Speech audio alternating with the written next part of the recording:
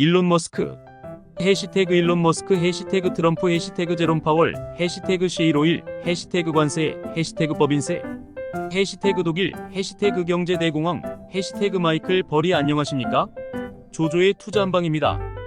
박빙이라던 미국 대선은 트럼프의 압승으로 끝났습니다. 선과 악 이분법으로 전 세계인을 우롱한 주류 언론과 민주당의 선거 전략을 여기에서 거론하고 싶지 않습니다. 저 조조는 신중하게 선거 결과는 개표를 해봐야 한다고 강조하였습니다. 당연히 중립에 서거나 양쪽을 지원하는 전략이 옳았던 것입니다. 이긴 자가 내 편입니다. 인류의 진보를 그 누구도 막을 수는 없습니다. 여기에서 주목할 만한 인물이 일론 머스크입니다. 그는 전기자동차 테슬라와 우주개발업체 스페이스X의 CEO입니다. 일론은 이번 선거에서 우리 돈으로 2천억 원을 쓰고 테슬라 주가 상승으로 20조 원을 벌었습니다. 우리는 바로 이렇게 하는 것이다라는 것을 전 세계인을 상대로 뽐냈습니다. 이번 선거에서 일론 머스크는 사람에 대한 투자, 사람에 대한 충성, 사람에 대한 안목에서 대단한 성공을 거두었습니다. 전기자동차를 넘어서 자율주행, 로봇, 우주산업에 이르기까지 첨단 사업을 아우르는 일론 머스크의 앞날은 전도 유망합니다. 천재과학자 테슬라의 현신이 재림한 듯한 일론 머스크의 거침없는 행보는 트럼프 2기에서 맹위를 떨칠 것으로 보입니다. 이와 관련한 미국 주식시장의 향방은 트럼프가 취임하는 2025년 1월 20일까지는 우상향할 것으로 보입니다. 반대로 국내 시장은 죽을 쓰고 있습니다. 외국인의 투자가 회복되지 않는 한 국내 시장이 쉽사리 살아나지는 못할 것입니다. 다만 2550선에서 하방 경직성은 유지되고 있습니다. 트럼프 2기와 관련한 경제 이야기를 좀 더 해보겠습니다. 트럼프 승리에 수많은 이유가 있겠지만 경제와 관련해서 두 가지로 압축하면 세금과 셰일 오일입니다. 먼저 트럼프는 집권 1기에서 법인세를 35%에서 21%로 대폭 낮췄습니다. 이에 주식시장은 환호하여 상승 랠리를 이어갔습니다. 이번에도 트럼프는 이 법인세를 21%에서 15%로 낮추겠다고 공언하였습니다. 트럼프가 당선되자마자 미국 주식시장이 상승 랠리를 보이는 연유입니다. 바로 감세를 통한 돈풀기입니다. 부자 감세 이야기는 거론되지 않고 있습니다. 기업들은 환호하고 서민들은 일자리 증가를 반기고 있습니다. 이미 상원과 하원을 장악한 트럼프 2기의 정책 입법은 매우 강력할 것으로 보입니다.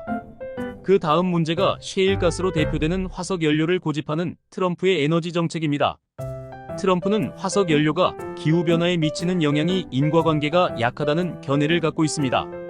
경제적인 관점에서 에너지 가격 상승으로 인한 인플레이션 문제를 셰일가스를 비롯한 화석연료로 해결하겠다는 것입니다. 미국에서 대량으로 생산되는 셰일가스로 중동의 석유 가격을 낮추면 인플레이션의 주범인 에너지 가격을 진정시키는 것입니다. 한국도 중동이 아닌 밴쿠버항에서 가스를 수입해야 될지도 모릅니다. 트럼프가 한국조선업과 협력을 강조한 것은 국방뿐만 아니라 대형유조선 등 경제와도 매우 긴밀한 연관을 가지고 있습니다. 나홀로 성장을 질주하고 있는 미국 경제의 호황이 당분간 이어질 것으로 보입니다. 하지만 트럼프가 공언한 관세 문제는 많은 문제를 야기할 것으로 보이며 이를 실행에 옮기는 것도 쉽지는 않아 보입니다.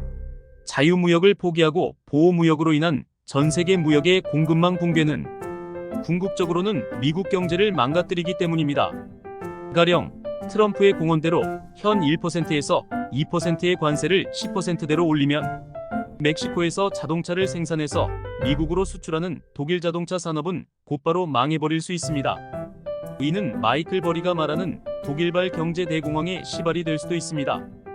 2008년 금융위기를 예측해서 유명해진 월가의 불편한 천재 마이클 버리의 주장은 다음과 같습니다. 1. 2025년 3월 미국 주식시장 폭락에서 경제공황이 시작된다. 2. 그 원인은 독일의 대형 자동차 회사의 파산, 관련 업체의 파산, 뒤따르는 도이치뱅크의 파산이다. 3.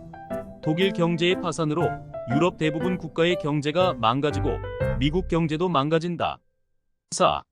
중국 부동산 시장이 붕괴한다. 5. 곧 전 세계적인 경제 공황이 온다. 6.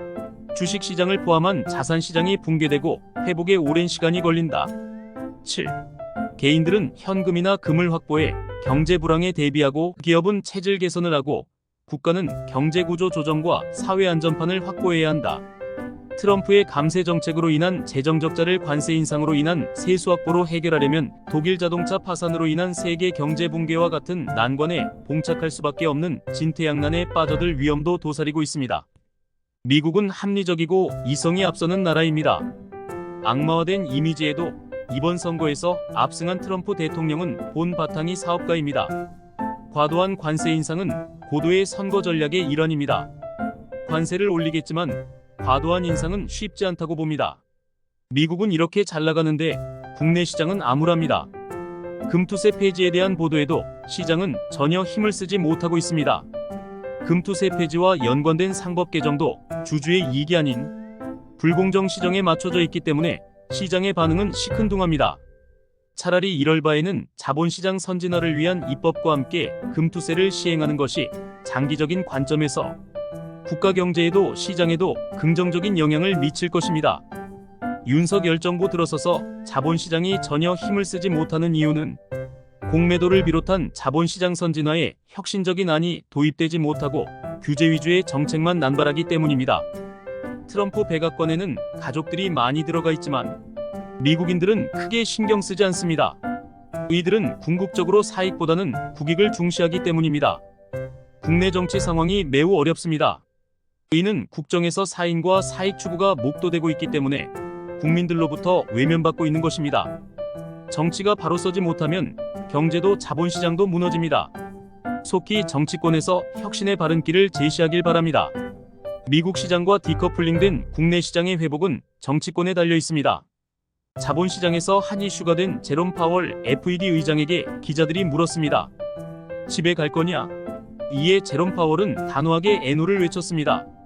대통령이 바뀌어도 미 연준의 재정 정책은 흔들림 없이 지속됩니다. 트럼프의 감세 정책에서 비롯되는 재정 적자에 대한 미국 국채금리 상승 압박에 대한 연준의 대응이 매우 흥미롭습니다. 이 문제에 대한 대안이 세계 경제를 좌우할 것입니다. 2024년 크리스마스까지 자본시장은 안정적일 것으로 보입니다. 이번 주도 성공 투자하십시오. 좋아요, 구독은 영상 제작에 힘이 됩니다. 조조의 투자 한방 조영무가 전해드렸습니다.